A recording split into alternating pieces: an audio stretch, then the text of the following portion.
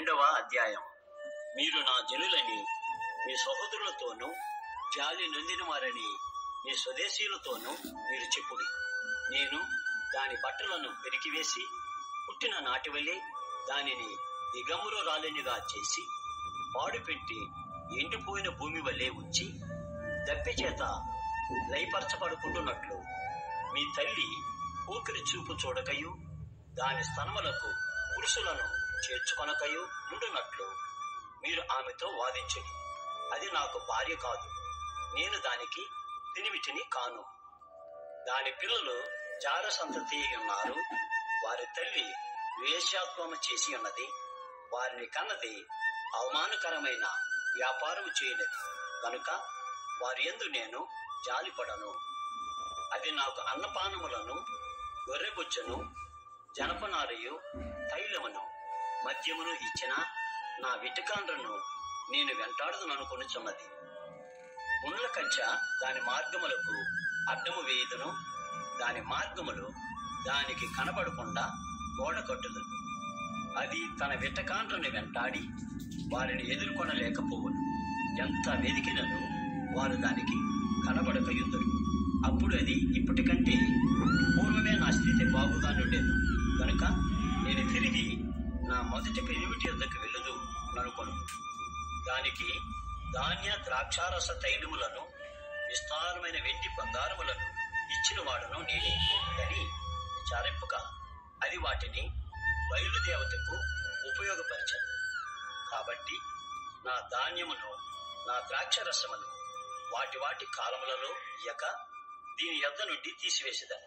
దాని మాన సంరక్షణార్థమైన నా గొర్రెబొచ్చెను జనుపునారియు దానికి దొరకకుండా నేను ఉంచుకొందును.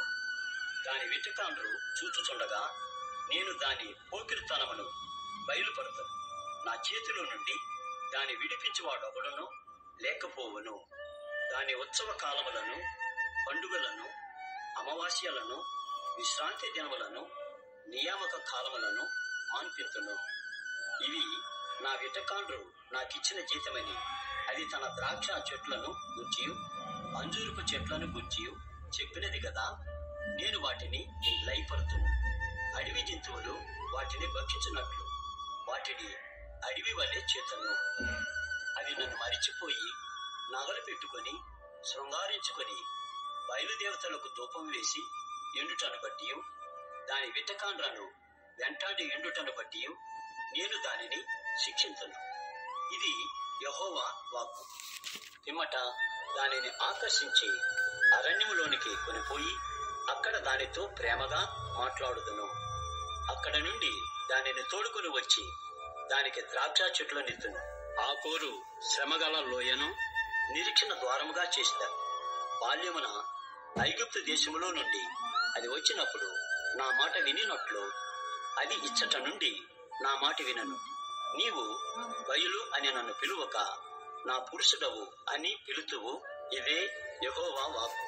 అది ఇక మీదట బయలుదేవతల పేర్లను జ్ఞాపకమునకు తెచ్చుకొనకుండాను అవి దాని నోట రాకుండాను నేను చేసేదను.